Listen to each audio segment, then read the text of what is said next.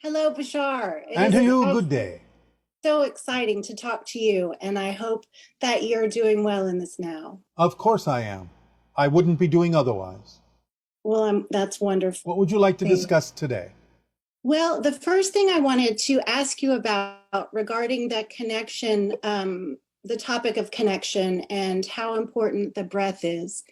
I recently came across a book called the Arasatma, which is the alchemical breathing techniques of the ancients. And it says that the Montauk Indians were custodians of this sacred body of work and has a unique process of breathing that creates a balance between the three vehicles of experience: body, soul, and spirit. And my question is there a way to use this breath and the pranic tube in its full capacity as the channel for the flow of resources once we have cleared it completely from emotional blockages? Well, yes, why wouldn't it be? Well, I was just curious how the breath relates to the information passing through All our right. physical body. It's based on the idea of the vibrational resonance of the oxygen molecule. So the idea is that the reason you take in and start breathing differently, the idea of oxygen, resonates throughout the body in a hyperspatial, hyperdimensional way that expands your frequency to be able to handle more and more higher frequency information and energies. So oxygen is the eightfold key, vibrationally speaking, and gives the resonance that is necessary for higher dimensional communication. Okay, that makes a lot of sense. And does that connect with the idea of hydrogen being fractal and having a way to sort of create its own gravity that It is related but not essential to understand that based on what we are now talking about. Oxygen is the key. okay. And does it also relate to sort of the positive and negative flow of our bodies and how healthy we are as far as having enough positive and negative charge? Yes, and if you'll understand the idea, you will understand that oxygen is the equivalent of the dimensional shape that you know as a Merkaba. Do you understand? Yes, okay. Because it is two interpenetrating tetrahedrons, each of 4 points for a total of 8, and interpenetrating representing the idea of as above, so below, or the positive and the negative flow. So when you think of the idea of oxygen and breathing in your meditative states, then also you can hold the image of a Merkaba, the double interpenetrating tetrahedral structure, in your mind to stabilize and accentuate the flow of the oxygen throughout your body into higher frequency domains. Wow. That's really fascinating. And it reminds me, so another thing regarding the importance of fascia and a permission slip that she gave me was yin yoga. And we talked a lot about how, again, in as above, so below, the mycelial network Yes. as a part of the bigger DNA connection to the higher dimensional realities. Yes. There are is interconnections on every level. Okay. How does light affect that connection? Since everything is light, in what you might refer to as crystallized form, then light can act as a softening agent, an unlocking agent, depending upon the frequency of the light, to allow the crystallized light to be unlocked and reformed and transformed in whatever way, shape, or form benefits and is of service to your passion. Okay, so my understanding is that I have left light codes in places. I recently came from Hawaii with a group of women, and it was very important that I go there physically. And Sarasota, Florida is another place. And I'm curious about what it is that I'm not what I'm supposed to do, because I understand the light is sentient and it's there and my body, it knows what to do. But I'm just curious about the idea of collecting light codes and how they are different or holding different information. And as we move through the galaxy, how the light is different for us now. Well, again, the idea of light codes is simply the freezing of certain patterns of information in its natural form of light, and recollecting them can be reminding, literally reminding yourself more completely of who and what you are. You may have left breadcrumbs for yourself, as you say, seeds of yourself that form the process of gathering yourself back together. Okay. And I have been working on that quite a bit. And as my last and other bigger question was, as I have realized that my biggest excitement in life was going through the process of addiction and healing, and not just healing for myself, but healing for my family. I understand it as sort of clearing generational trauma, generational patterns. And as that is my role, which I'm happy to take on, I've watched things change in my family, and I'm wondering how that then extends out to the collective. Is that something that I'm clearing by proxy, that then it just sort of goes out? Or is it a slow connection? Remember, everything is connected. Everything you do is capable of being utilized by everyone throughout the multiverse. You may not always know how, you may not always know when, but the connection, the network exists, and everything you do and every choice you make and every energy you radiate offers an opportunity to all, in their own way, from their own perspective, the opportunity to consider other choices they may not have considered. Of course, it is always still up to them to match that frequency to have the experience that you may be offering. So the best you can do is simply put it out there and know that if there is somebody willing to take advantage of it, it is available to them. And that's the most you can do. Okay. Well, that excites me in the sense that as I attend AA meetings or I'm out discussing and talking about my healing, that I'm hoping that somehow that translates. So that makes me feel good that. Yes, but you don't have to hope. You don't have to hope. Right. Okay. You can know that it's available to those who wish to take advantage of it, but you have to remember that not everyone will, because you don't know what their path is right now. Eventually, all will understand in one way, shape, or form. But you have to let go of any need whatsoever of others to adopt what it is that you're sharing with them. It's none of your business what they do with it. Right. And I've heard you say that, and that makes a lot of sense to me. I also was wondering about, so elephants can feel vibrations from hundreds of miles away. Yes. And I understand that sensory information can only be processed if you have the right organ to process it. Like dogs can smell things that we can't smell. Yeah. And I'm just curious if, as far as vibration goes and humans and the physical body, are the organs and the structures in our ears related in any way to that? The ones that we really don't understand? No, but the heart is. The heart is structured to receive those deeper vibrations and translate them into the body. Sometimes other organs may assist, but primarily the heart is the organ that receives those deeper vibrations. Okay. And is it the magnetic resonance that the heart creates through the heartbeat? Yes. That allows it to become bigger and expand our field? Yes. Okay. Well, I am just so grateful to have had this opportunity to speak with you. I thank you so much.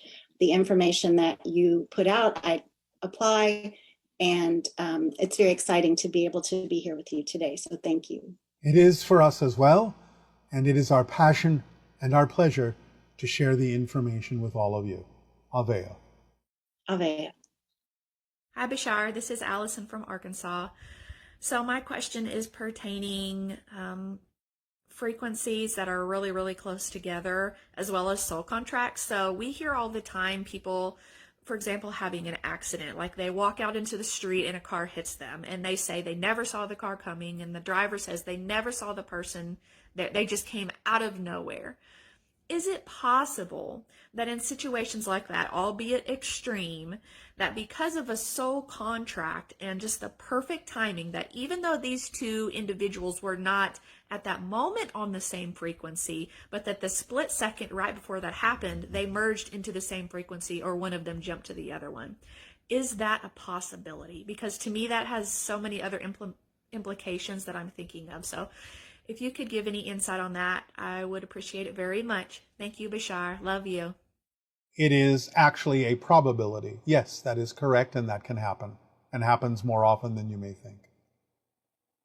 Because again, the idea is that a person may set themselves up for certain experiences, and they know they have also chosen certain moments to represent interactions with other realities, and they will wait until that synchronous moment to shift to that vibration so that what they have chosen to experience can happen, and so that what they have chosen to experience will not happen before that moment by being shifted out into a different vibration until they are ready to experience the shift into the vibration of the agreement with the others.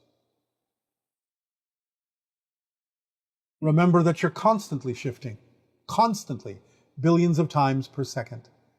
So it is an orchestration, and a very precise one. Good day to you, Bashar. Thank you so much for this interaction. I have much love and appreciation for you. Our unconditional love to you as well. Thank you for the co-creation. What would you like to discuss this day? Yes, please. I'm very excited. Can you please explain to me this yearning for expressing my sexuality that I've always had? How do I celebrate my sexuality in alignment with my higher self? Well, again, all things must be consensual, representative of harmony and alignment and agreement in the expression of any creative outlet. And the balance must be achieved between different ways of expressing your creativity. The idea can sometimes be that if you are limiting your creative expression in certain ways, then other ways may be attempting to make up for it by expanding in the creative expression that way. But if all is in balance, then each will take its time, in perfect timing, to be creatively expressed in harmony and agreement with others with whom you may attract, who would then be in agreement to receive the creative expression through that modality. Is this helping? Yeah, it does help, and I just to in your words, if I could more clearly have help in terms of walking through my doorway. I will ask you a question. Is there any other creative expression representative of your passion that you are not expressing fully in your life? Not that I can think of. What are your primary passion expressions in life at this point? Right now, singing and dancing and just being who I am in the sense of as a person. All right. Do you feel that they are vibrationally equal to the idea of the sexuality expression as well? I feel like something is missing. Such as?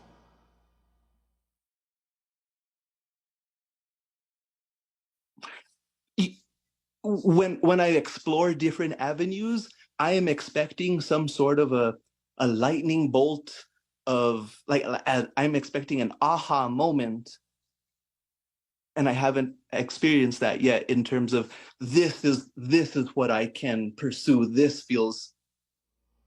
But you said that you are already experiencing the expression of your passion through singing and dancing and forms of sexual expression.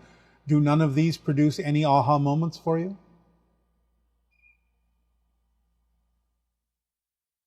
Not in the way that I am, not in the way that I am expecting, and I am expecting. All right. Who taught you to expect it to happen that way? Myself. Why? Why must it come with a lightning bolt in order to be valid? Because I feel like big things need to feel big. Really? Why so?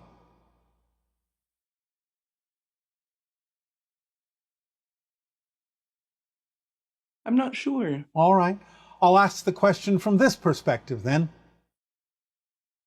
Why are the things you're already doing that are representative of your passion, why are they not feeling big? Because I feel like they can't provide for me in the financial way I would like Really? to. Really? So you are insisting that only a certain form of abundance is what your passion can provide you, instead of opening up and relaxing into the different forms of abundance that could be supporting you. Is that what you're saying? Yes, I am insisting. Why? Do you not know that insistence is resistance and imposes limitations upon your ability to express your passion and creativity? Why would you choose to limit yourself that way by closing the doors through which all forms of abundance and support could be coming to you? Why insist on only one form as being valid? I don't know. It's Sure you do. Sure you do. because it feels like that has Because always you been, have been taught to think that way. Hmm. Because you have been brought up in a culture that thinks that way. Because you're basing your worth on only one form of abundance. Hmm. So, have you heard us talk about all the different forms of abundance? In the ways that it exists, yes. Why are none of them as real as money?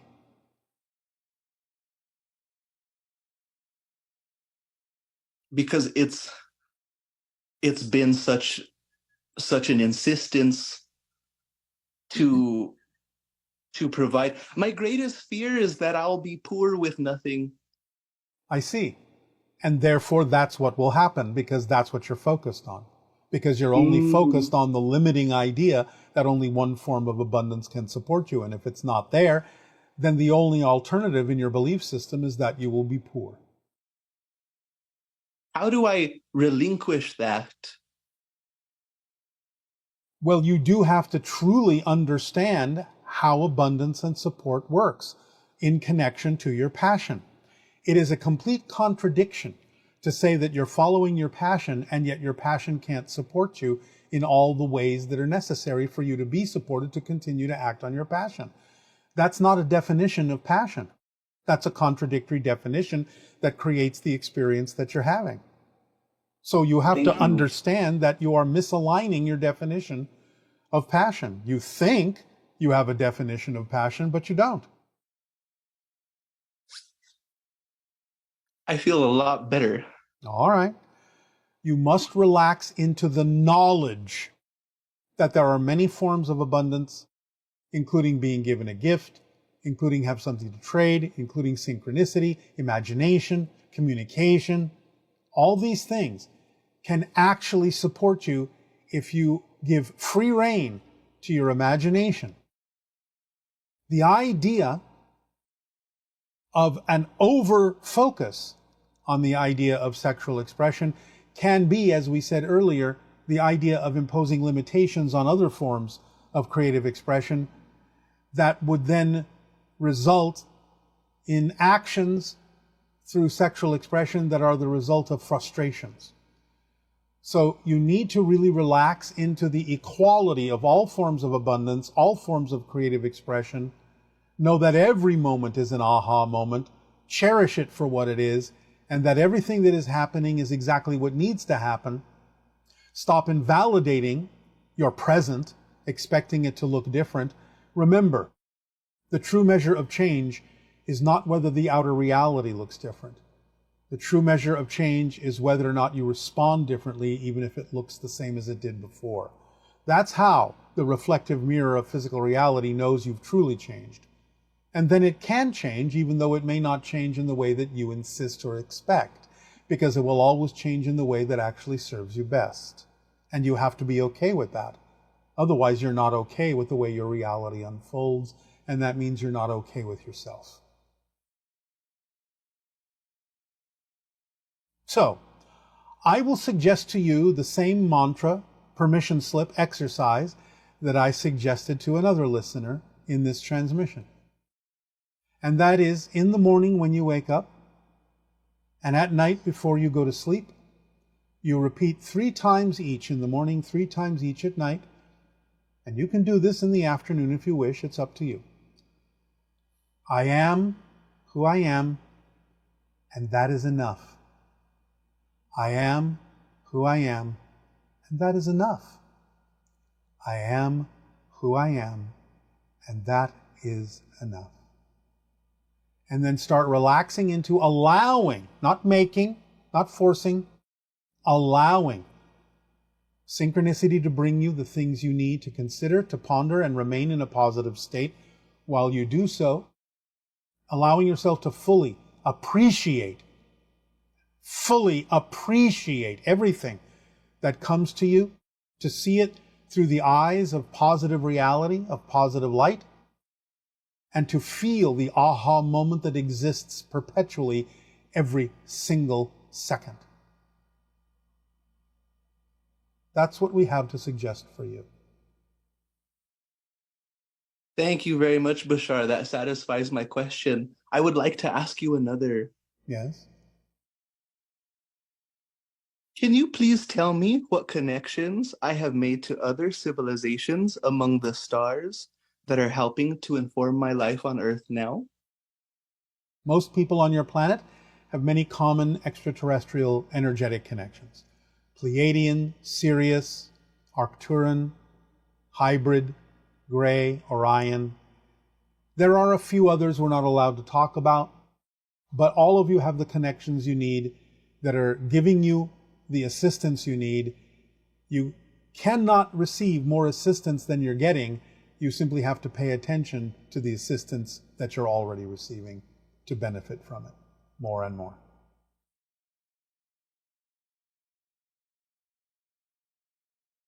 Well, Thank you. You know, I do have 2 more questions, please. Yes? Your transmission titled The Last Days of Atlantis gave me a very emotional reaction. Can you please tell me what relationship I may have to Atlantis? Well, like many of you, you're cross-connecting to people in that particular experiential era to draw from it, to add to your own story, and to create a more positive outcome than they created for their civilization. Thank you very much. And my last question, I have 2 brothers. I have an older brother and I have a younger brother. And I love my younger brother so much. I just have so much love for him. Sometimes it's a lot for me. Is there anything that you can tell me about the relationship that the 2 of us have? Not at this time. You will find that information out from a different source. Thank you very much. I appreciate that, Bashar. It is our passion and our pleasure. Good day. Aveo.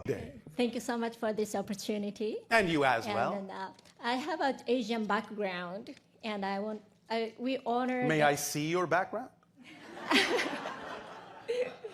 Yeah, I am Japanese. So, Oh, all right. okay, and then so we honored our ancestors, and I'd like to know the relationship with my life and our ancestors' karma. Karma is self-imposed. The idea is simply an urge to seek balance. You may be connecting to the idea of what you call ancestors in order to create a sense of searching for balance in this life, but this is what you have decided to do. You have imposed this idea of a process of seeking balance in your life that you're calling karma on yourself as part of your own agreement. That's all. So sometimes we do the ceremony for purified our ancestors' spirit. You may do whatever permission slip you wish, but it's just a permission slip that aligns with your belief system to allow you to give yourself more permission to be more of who you are. Your ancestors are happy to participate, but they understand that it's just a permission slip. I see. Okay. Does that make sense? Yes. But if it's fun, then by all means, have fun with it. Okay. Yes? And then I have another question. Yeah. I'm doing the healing work. Oh, all recently. right. So some people says if we do the healing, to other person, Yes. we get bad spirit or something. We need to Do you purify. want to believe that particular story? I see. Okay, I can decide. But Everything in every reality is real on some level. Anything you can imagine is a true story in its own reality. That doesn't mean it has to be relevant for your story just because you're hearing about it from someone else as part of their story. You get to decide whether it's true for your story or not. okay. Yes? Yes, I All right. understand. Thanks so much. You're welcome so much.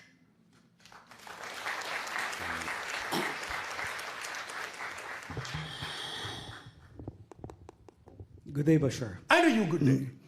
It's so synchronized that the last session we had, Yes. my daughter was also called to ask the same problem, same questions, you know. But first, Speak up so that all may understand you. The last session we were here, my daughter was also called to Yes.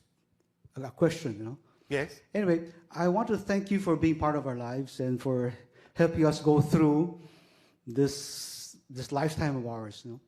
We thank you for being part of our lives, all of you. We are family. Thank you. The question is, it's been 2 years, and me and my wife are going through a situation where we're helping our daughter going through this divorce issue. Oh, all right. How exciting. It's very exciting. You know? Yes. So we have to be at a state of mind of being normal, you know.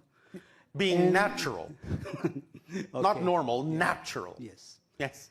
And we're caught in a traffic. You know, it's just 2 years, and you have You to go are through, what? Caught in a traffic in 2 Caught years. in traffic. Traffic, you know, 2 years, and you have to go through this. It's very challenging, very, very challenging. Well, all right. That's good. Isn't it? Okay, yeah. Well, we have to be in the state of normalcy, you know. Naturalness. And not be, Naturalness. yeah, and not be affected, you know. Yes. When So- you are natural, then you have command over the idea of what affects you. And remember, there are no accidents. It's all an orchestration. If you are, quote unquote, stuck in traffic, there's a reason for it, whether you know it or not. It's an orchestration that serves you and maybe serves others. Sometimes the degree to which it's relevant for you to be there may be less than the degree to which it's relevant for others to be there with you. They may be getting more out of it, in other words, than you are in a sense. But by agreeing to be in such a situation with them, you are providing them the opportunity that they need, and that's a loving, gifting thing. So there's always a reason for it. Go with the flow. Thank you. So the second question was, my granddaughter, well, the main issue was my granddaughter was only granted child therapy or child play therapy after 1 year of fighting for it. She claims that she was molested, but she only turned 3, no? So it's a pity to see her going through this. All right. What will happen to her? What will happen? Yeah. Many different things will happen. There's no such thing as a prediction of the future. Future's in her hands.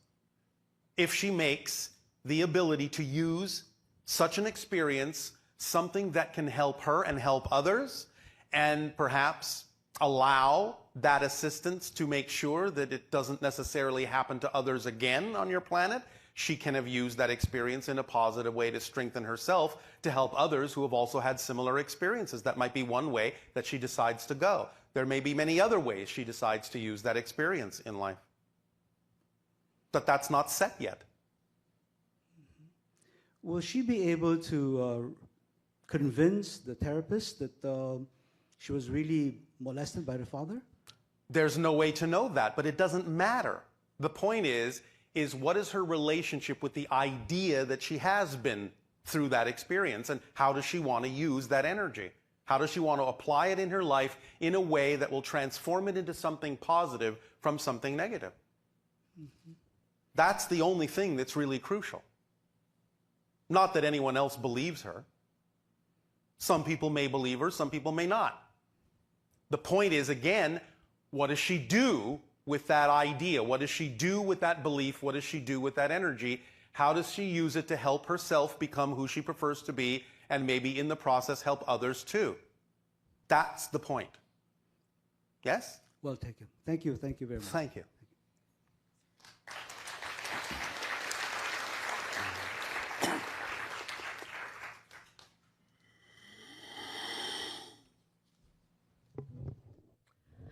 Hello, Tadeo. Monia. One of the questions from our YouTube list, our Ustream listeners, Yes. is to which level of consciousness does you exist refer to? Human life has a beginning and an end, linearly speaking. Yes. Life is transitory. Yes. What happens to a frame of existence once it's been experienced? But this is exactly what we're talking about. The perspective you consider to be you never changes, even though the circumstances and experience around you may.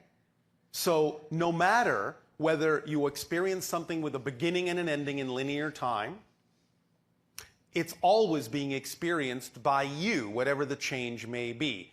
If you're asking what happens to that experience that you have already experienced, it's still always being experienced by that version of you, even though the version of you are now is no longer experiencing that, because everything exists as a structure. So the you that had that experience always has that experience, but when you say experience, you're implying linear time. You're implying a sense of experience. That's not what is meant by this. We are describing the structure. The structure exists as it is, with all versions of you embedded in all versions of those experiences, but they're not necessarily experienced as experiences by every single version of you. So the you are now has an experience because it's shifting its perspective constantly. That's how experience is created. But the structure that helped you create that experience will always be what it is. Always be what it was, always be what it will be. You can have your perspective of that from any direction you wish. You can even, in a sense, seem to revisit it if you wish. That's called memory in your linear time frame. But it's just a change and shift in perspective from your unique perspective. Is this answering the question? Because we understand that sometimes these multidimensional questions can be a little bit limited in your language as a translation. Right. Well, let's talk about dead people. Dead people. Do you see dead people? No. Are you sure? I know A lot other of people do. walking around on the surface of your planet are quite dead. Actually, maybe something like that. Oh, all right. But, okay, so let's just say, you know, a person lives and then they die. And Yes. then the people who love them on Earth Yes. want to connect with them, and Yes. they might do it through a medium or through their own dreams. Yes. Okay, so what they're actually connecting with when they're connecting with that person in spirit Yes. is what? Another version of that being. So that's the dead person version of that being. All right, yes. And that person doesn't experience themselves as being dead. Not in the way you mean it. They experience themselves as having shifted into another focus of reality, yes. So in a sense, that version of yourself continues to live the same life, in a sense, because It continues to know itself as the same basic fundamental core identity, even though it may take on a variety of different expressions or personas. so this personality that a person is on Earth Yes. then becomes that personality Not a personality experientially? necessarily, but an identity that is recognizable as itself to itself. And then the you that's eternal and Yes. unbreakable in a Which is the sense. same you. It's the same basic you. It's just the you that's now wearing different clothing. I mean, it sounds like the you that's indestructible is actually a higher state of consciousness that recognizes that it exists eternally and that it never dies. Whereas Yes, but it doesn't have to recognize that because it is a fundamental state. That's of what that, we're saying. right. It doesn't matter whether you recognize it or are conscious of it at all. it still is that way. So are you saying that the minute you perceive yourself as a personality, you've created a separation between... You've created the illusion of a separation. Not an actual one, that's not possible. But you can create the illusion, an apparent truth that there is a separation, but it's not the truth that there is no separation. And since we actually only live one life, but we make connections from the present to all the other projections of our oversoul, Yes. how does that fit in with this? In terms It of the fits very person well. who dies. Thank you. What? It fits very well. That's good to know. What are you asking? The person who dies Yes. and then still perceives themselves as some version of that being. Let me ask you a question. Okay. Are you familiar with what has been sometimes reported in near-death experiences on your planet where a person goes far enough to have what they call a life review? Yes. You understand? Yes. If that version of them didn't still exist, how do you think that would be possible for them to see that? If that version of them didn't still exist. If the version that was alive didn't still exist, how do you imagine a life review would be possible? Right. It's You just, see, it still exists. Just now they can look at it and experience it from another point of view of the you that they are, rather than experiencing it from the version of the you they were. Right. And yet all of these versions still continue to exist. They're just like freeze frames. That's what I'm saying. The reason you can have a past life review is because it actually still exists. Otherwise, you wouldn't be able to perceive anything. It would really be gone. But it never is gone. Okay, so that person that's experiencing the life review is actually now projecting its consciousness through the other frames that were representative of the life that the person actually lived. Yes, but from another point of view. Right. Okay. It's like the idea is that what seemed solid from one point of view now kind of seems like a shadow from another point of view, but the shadow is still there. It's just not as substantial looking from that point of view. So for each of us that are a particular personality in this lifetime, that then pass on and then become another version of ourselves in a more expanded way. Yes, in a sense still contains the idea of the personality as part of your greater being, your whole being. It's just that you're not looking through those eyes anymore. You're looking from a different point of view of the greater being. Okay, so you're just a more expanded version of yourself that includes the personality that was. Yes, you are not actually a more expanded version. You're just more aware that you're more expanded at that point. Okay. Because you are expanded as far as you can ever be, because you are all that is. But you're changing your perspective of where you are within all that is, within the all that is that you are. You're looking from another perspective from within all that is at itself. It's just interesting, the continuity, because you wonder at that level of yourself, do you then have greater ability to perceive other projections of your oversoul that are lives that you connected to while you were that particular personality? Yes. Okay. And anything else you want to say about that? When you're perceiving the other lives, it's quite a bit different than when you're the personality perceiving that. Yes, it is. But that's the perception that that version of you needs for its next adventure. Okay. So ultimately, it sounds like we experience ourselves as living a life and then transitioning to another reality state where we're aware that we had this life, we're aware of the people that we were with.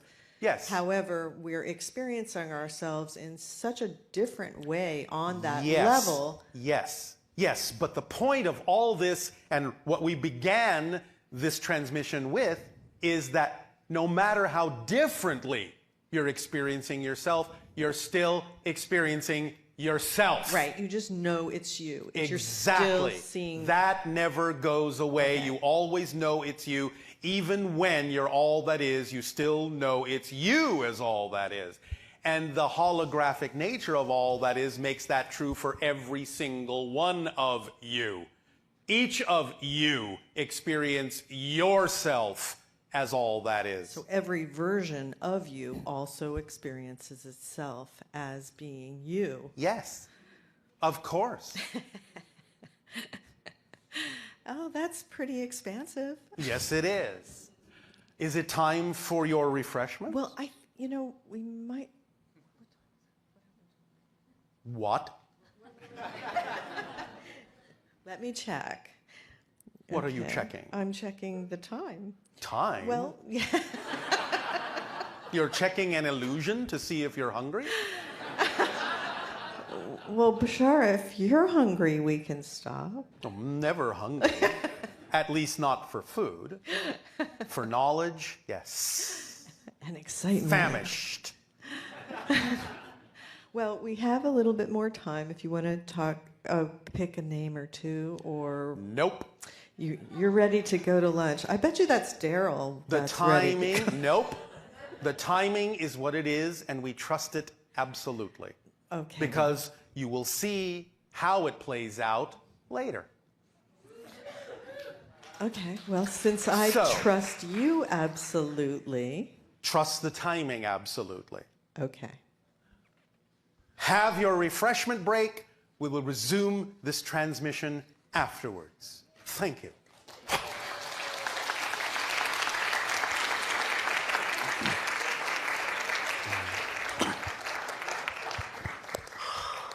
Ooh, how's it going?